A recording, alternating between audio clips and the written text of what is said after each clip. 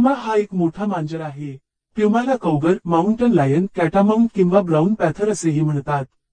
Puma हा मांसाहारी प्राणी आहे आणि तो फेलिडे कुटुंबातील सदस्य आहे. प्युमा हा पश्चिम गोलार्धातील एकमेव दुसरा मोठा मांजर आहे. प्युमा हा सस्तन प्राणी आहे.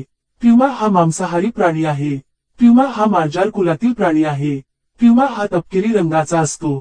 प्युमा हा रात्री, संध्याकाळ आणि पहाटे सर्वात जास्त सक्रिय असतो.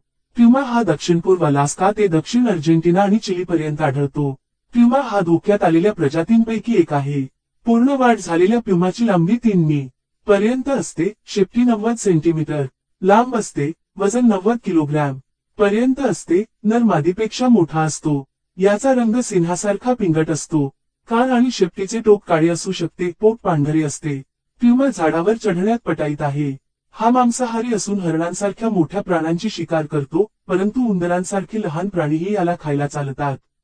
पाळीव जनावरांवर देखील हा हल्ला करतो, अगदी थोड्या वेळात 10 ते 12 मेंढ्या किंवा बकऱ्या तो सहज मारतो.